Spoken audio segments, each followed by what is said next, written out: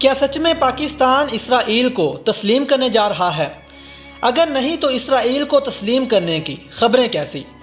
ایسی کیا وجہ تھی کہ قائد اعظم محمد علی جناح نے اسرائیل کو تسلیم کرنے سے انکار کیا اور کہا کہ پاکستان تا حیات اسرائیل کو تسلیم نہیں کرے گا؟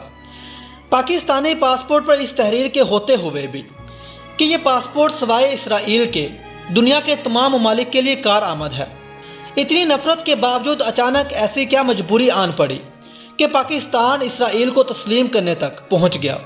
اگر پاکستان اسرائیل کو تسلیم کرتا ہے تو پاکستان کو نفع ہوگا یا پھر نقصان؟ پاکستان اسرائیل کے تعلقات کا آغاز کب، کیوں اور کس حکومت نے کیا؟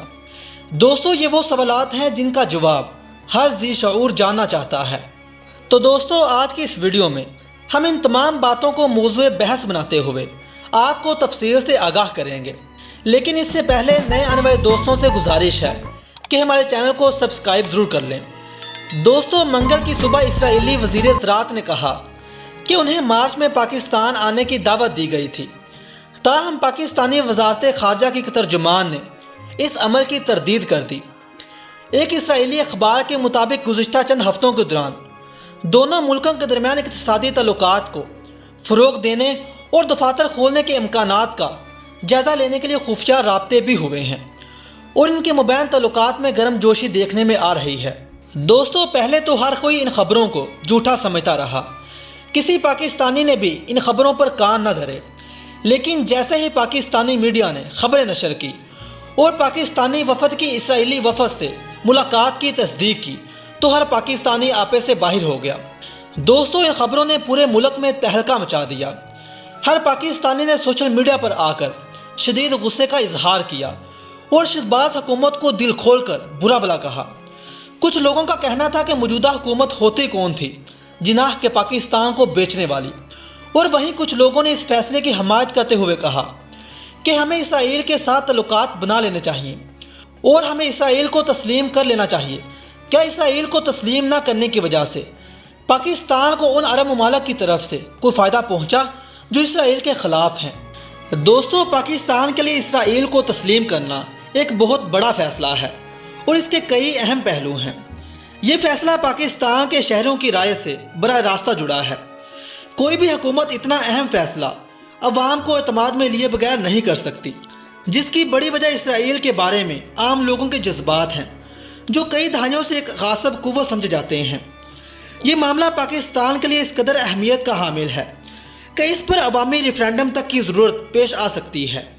دوستو، ابھی اسرائیل کو تسلیم کرنا نہ صرف پاکستان کو مسئلہ کشمیر پر مسلم اقوام کی حمایت سے محروم کر دے گا، بلکہ اس سے ایران کے ساتھ پاکستان کے تعلقات کو بھی نقصان پہنچ سکتا ہے، جو ہمارا اہم ہمسایہ ملک ہے۔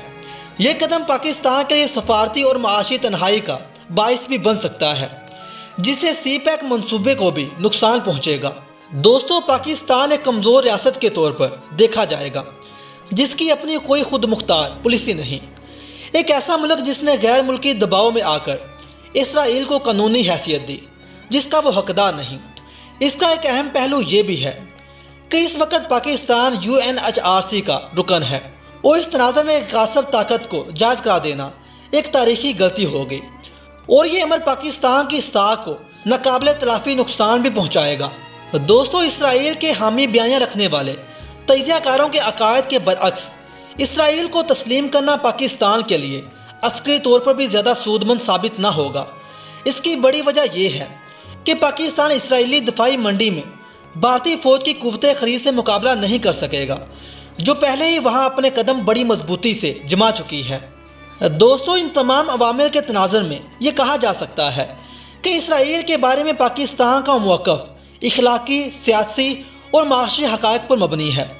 اسے اس وقت تک نہیں بدلا جانا چاہیے جب تک کہ اسرائیل میں ایک اقتدار پسند حکومت قائم نہ ہو جو فلسطینیوں پر ہونے والے ظلم کو ختم کر کے اپنے پڑوسی ممالک اور فلسطین کے ساتھ دو ریاستی حل یا ایک مشترکہ جمہوری ریاست کے حل کے تحت مسئلہ فلسطین کا تصفیہ کر کے خطہ میں پائیدار امن قائم نہ کر دے۔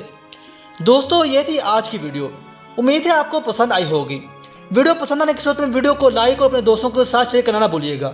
ملتے ہیں ایک اور ویڈیو میں، تب تک کے لیے اللہ حافظ۔